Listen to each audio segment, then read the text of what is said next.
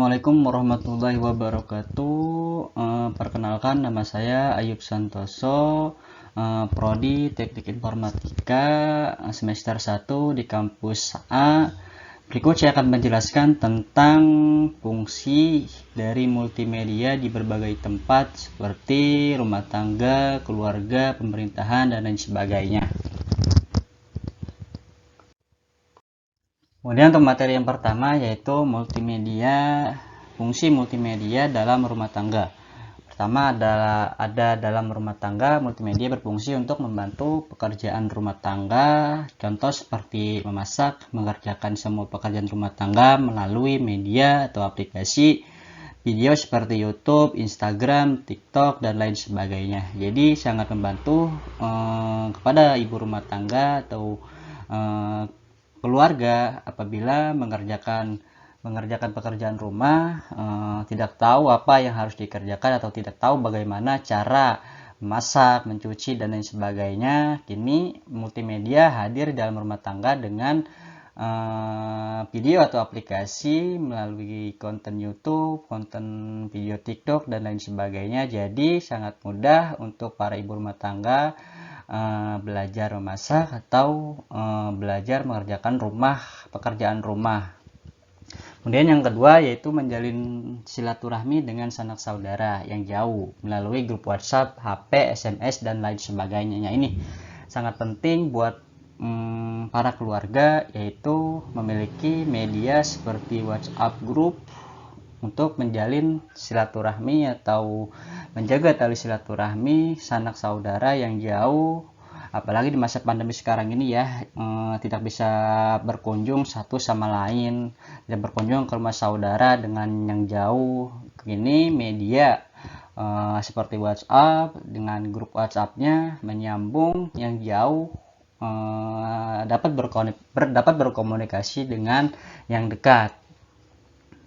Kemudian yang ketiganya yaitu sarana hiburan bagi keluarga melalui televisi, menyediakan berbagai hiburan seperti film, bahkan berita yang bisa memberitahukan kejadian yang terjadi di luar rumah. Nah ini multimedia juga hadir bukan untuk memberikan contoh atau dalam bentuk berita.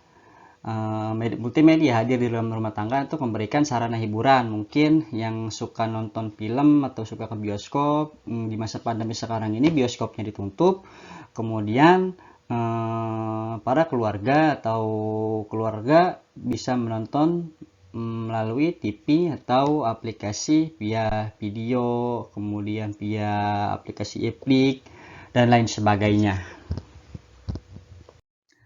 Kemudian yang kedua yaitu multimedia hadir dalam tempat umum. Fungsi multimedia di tempat umum yang pertama membantu menciptakan keamanan. Contoh seperti CCTV, lampu lalu lintas, papan petunjuk jalan, dan lain sebagainya.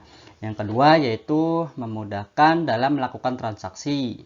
Ketika berada di tempat umum, memudahkan seseorang untuk melakukan transaksi seperti booking tiket pesawat, tiket hotel, kereta api, dan lain sebagainya melalui aplikasi. Ada Traveloka, ada pokoknya banyak lah. Yang ketiga yaitu petunjuk arah jalan, seperti dengan papan petunjuk jalan, atau yang lebih canggih lagi yaitu dengan aplikasi Google Map. Nah ini ketika kalian bepergian kemana-mana, mungkin dulu sebelum ada papan jalan paling tanya-tanya kepada orang. Nah ini multimedia lebih canggih lagi dengan menggunakan aplikasi Google Map. Jadi nggak harus banyak tanya tentang lokasi, nggak harus lihat petunjuk jalan atau papan jalan yang ada di pinggir jalan. Kini dengan Google Map atau aplikasi Google Map memberitahukan secara detail, secara terarah apa yang akan kita tuju, tempat mana yang akan kita tuju. Kemudian yang keempat yaitu media informasi dan periklanan seperti billboard, LED TV, dan lain sebagainya. Nah, sering kita lihat ya di papan-papan pinggir jalan ada papan-papan iklan gitu seperti spanduk, bahkan ada yang lebih canggih lagi itu LED TV untuk mempromosikan atau memberitahukan tentang apa yang terjadi dan sebagai sarana promosi. Kemudian fungsi multimedia di dalam dunia kesehatan yang pertama yaitu memudahkan para dokter atau para tenaga kesehatan atau tim medis dalam menentukan diagnosis, dalam menentukan penyakit, contoh seperti alat perekam medis atau alat X-ray dan lain sebagainya. Nah, ini sangat membantu para dokter untuk mengetahui isi penyakit atau apa yang dirasakan atau penyakit apa yang telah diderita oleh pasiennya. Kemudian yang kedua yaitu konsultasi jarak jauh seperti pemberian resep, jadi lebih mudah dan gampang, nggak harus datang. Jadi pasien itu nggak harus datang kemudian mengantri di rumah sakit atau di apotek-apotek terdekat. Jadi para pasien cukup menggunakan media yaitu berupa aplikasi seperti Halodoc, Dokter dan lain sebagainya. Nah, ini sangat membantu pada situasi sekarang ini, situasi pandemi sekarang ini, yang kemana-mana itu harus dibatasin, kemana-mana itu harus menggunakan, harus jaga jarak, harus pakai masker dan lain sebagainya. Ini sangat membantu buat para pasien yang sedang sakit, cukup di rumah saja pesan obatnya melalui aplikasi baik itu Halodoc maupun Dokter. Cara cepat dan cara gampang untuk mendapatkan obat dan mengetahui apa penyakit yang telah kita rasakan melalui konsultasi pada dokter yang ada di aplikasi tersebut.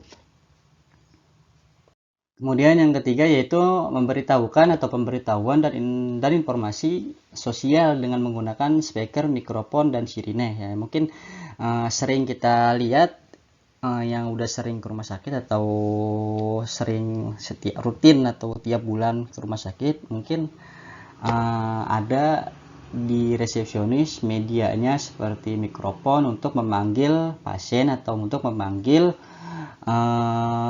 orang yang telah daftar di meja resepsionis melalui speaker, mikrofon, atau call center seperti itu. Kemudian yang selanjutnya yaitu multimedia dalam transportasi umum. Fungsi multimedia dalam transportasi umum yang pertama yaitu memberitahukan informasi mengenai waktu kedatangan atau waktu pemberangkatan transportasi umum atau kendaraan umum dengan menggunakan media contoh seperti speaker atau call center, papan digital atau papan warning yang sering kita temui di stasiun, di bandara maupun di terminal. Kemudian yang kedua yaitu menentukan rute perjalanan melalui radar. Nah, ini yang sering digunakan oleh biasanya itu yang sering menggunakan itu antara pilot dan orang yang ada di radar atau di tower radar untuk memberitahukan cuaca buruk dan tidak buruknya, baik dan tidak baiknya untuk penerbangan. Jadi alat komunikasi antara pilot dan orang yang ada di darat yaitu melalui radar. Kemudian yang ketiga yaitu keamanan emergensi atau stiker emergensi. Nah, ini kalau udah ada yang pernah naik pesawat mungkin tahu ketika lampu pesawat dimatikan yaitu ada garis emergency line namanya. Nah, itu sebagai pemberitahu jalan kalau itu adalah suatu jalan. Jadi ketika dalam ruangan gelap cuma itu yang menyala, cuma itu yang kelihatan. Jadi itu salah satu media untuk pemberitahu jalan ketika sedang berada di dalam ruangan atau dalam ruangan yang gelap seperti itu. Kemudian yang terakhir yaitu multimedia dalam dunia perbankan. Fungsi multimedia dalam dunia perbankan yang pertama yaitu memudahkan pelayanan kepada nasabah atau kepada masyarakat untuk transaksi secara online. Tidak harus datang pagi-pagi mengantri ke mesin ATM atau ke teller, jadi cukup di rumah saja melalui aplikasi yang dibuat oleh pihak perbankan yang support ke handphone. Jadi transaksi baik itu transfer, pembayaran, multi payment dan lain sebagainya cukup dengan handphone saja. Kemudian yang kedua yaitu mendapatkan informasi terupdate dengan cepat, misalnya informasi suku bunga dan besar dan kecilnya saldo pinjaman nasabah, Makanya sekarang itu ada yang namanya investasi saham atau bursa saham. Biasanya kita itu kalau mau nanam saham atau nanam modal, datang langsung ke perusahaannya. Ini cukup dengan via aplikasi yang sudah ada di smartphone. Kita bisa investasi saham berapapun itu, sekecil apapun itu, mungkin bisa dengan menggunakan smartphone yang ada di handphone kita masing-masing. Kemudian yang ketiga yaitu memudahkan perekaman data nasabah dengan server database-nya, serta memberikan informasi kepada nasabah seperti aplikasi mobile banking, website resmi, atau dengan media sosialnya masing-masing. Jadi setiap perbankan pasti punya caranya sendiri. Ada yang dengan via SMS banking, via aplikasi banking, via media sosial banking, dan lain sebagainya.